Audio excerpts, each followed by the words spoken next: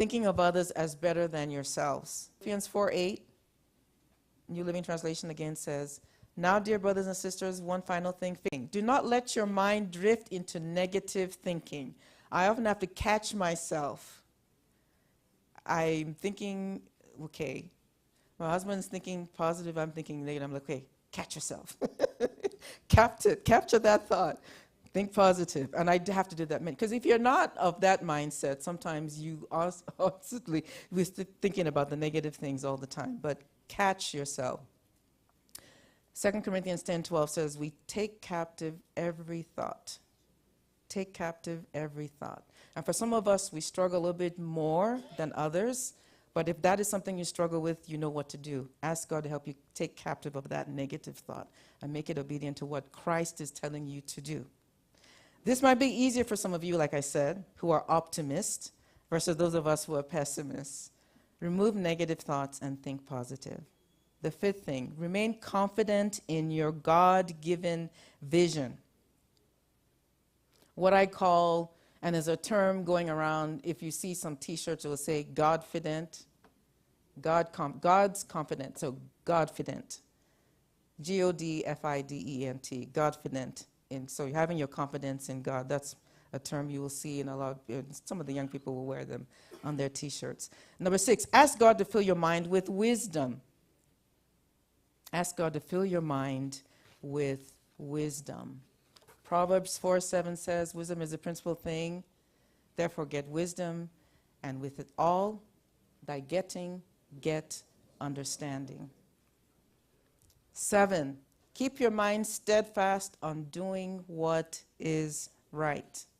Keep your mind steadfast on what is doing right. So these are all 7 points on how we can think better, process in our mind. Remember, do not let failure on the outside penetrate into the inside of you. That's page 11 of your handout. It's all there. All right, the next question to ask after we've gone through this is the question of, is the past holding you hostage? Is the past holding you hostage? And I don't know if we can have that video. Do we have the video? Not yet? Okay.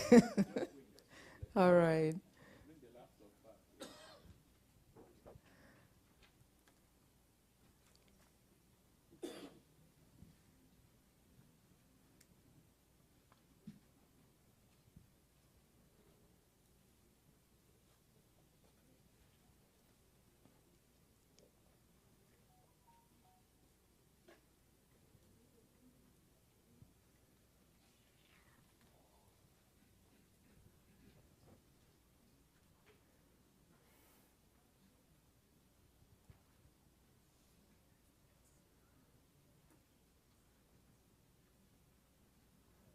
I think I should just continue, yeah, because of time.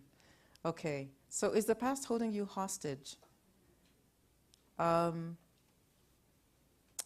Someone who is unable to get over past hurts and feelings, that person is being held hostage. You can't get over your feelings, you can't get over your hurts, you can't get over your failures, you just can't seem to get over it. You are being held hostage. And so many of us are being held by things that we've experienced in the past. For example, maybe something didn't turn out right, it didn't go the way you expected.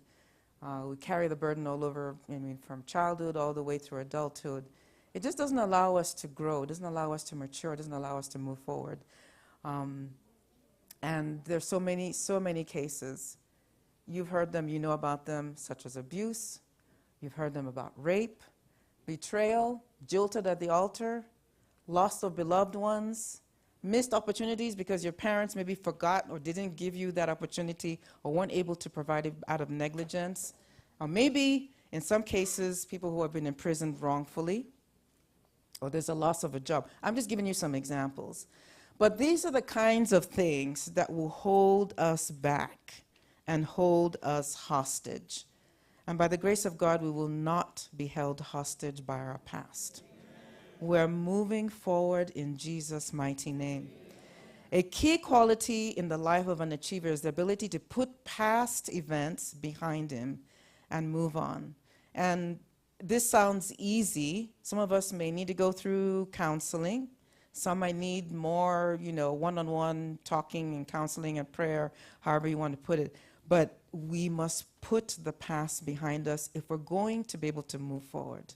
John Maxwell says this: in the more than 30 years of working with people, I have yet to meet a successful one who continually dwelled on his past difficulties. All the things that have happened to you in the past, which may be heavy to some of you, you have to let it go, and you have to move on. And like I said before, I don't want to just say that as a trite remark, because some of you have dealt with some issues. And if you need the counseling, get it. The problem of people's past impact them in one of two ways. They experience breakdown or breakthrough. So which one are you? Are you going to break down, or are you going to break through? I say I'm going to break through. I'm going to break through. In Jesus' name, we'll break through. I choose breakthrough. 5